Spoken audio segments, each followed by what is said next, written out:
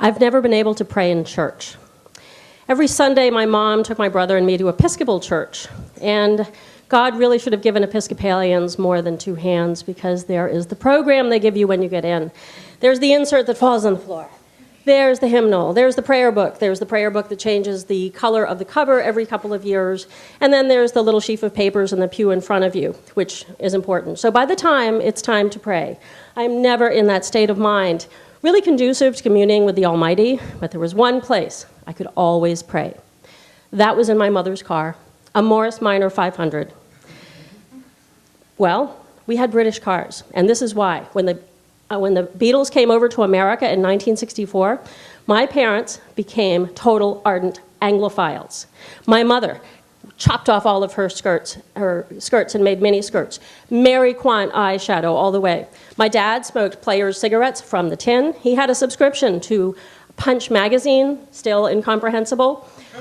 And we drove British cars. My dad had a Morgan, the most beautiful sports car ever. It was green, it had big running boards, and it had leather seats. And when we got in that car for the Sunday liquor run to New Hampshire, I felt like I was in the lap of a giant roaring lion up to New Hampshire. It was like Aslan in the Chronicles of Narnia. It was that feeling of warmth. It was lovely.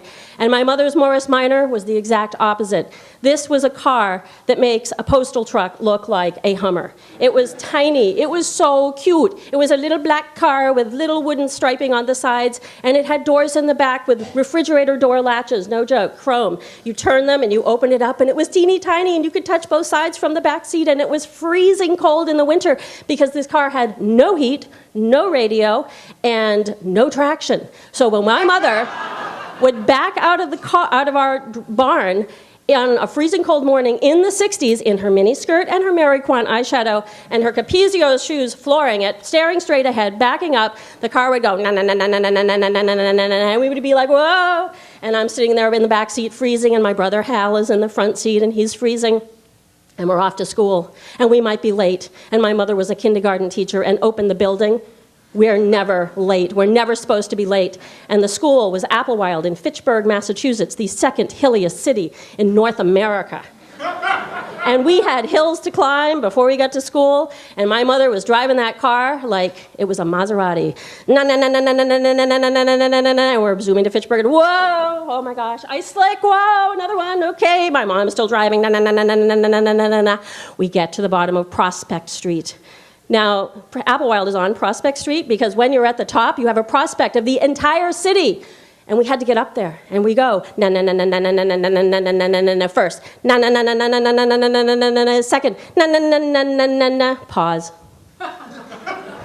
We're in the car, and the car is slowly sliding backwards, and there is that feeling of suspension, of total silence, whiteout coming in front of us, and the car is moving backwards, and I hear from the front seat my mother saying, "Please, little Morris. Please, little Morris." And my brother says, "Please, little Morris. Please, little Morris." And I'm like, please, please, little Morris. And we're all saying, "Please, little Morris. Please, little Morris. Please, little Morris. Please, little Morris." And we go backwards all the way and down the hill. And my mother says, "Let's do the back roads. The back roads, not as bad a hill." Around we go to the other street, and we go up the hill. We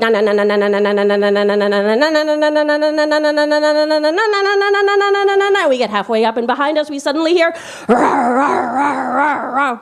what could it be? Someone trying to pass us? Are you mad? Are you crazy? We can't be passed by anyone. It was Nick Storrs, the sports teacher at Applewild School, in his sensible, American-made station wagon, smart Nick. And he passes us, and he waves and smiles, and we wave and smile, and we're still saying, "Please, little Morris, please, little Morris, please, little Morris, please, little Morris," and we get to the top.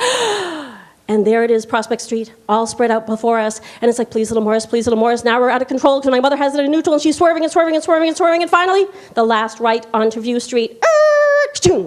And my mother, click, turns it off, pulls up the emergency brake. "All right, kids, let's go to school." And my brother gets out, and I get out, and I stagger.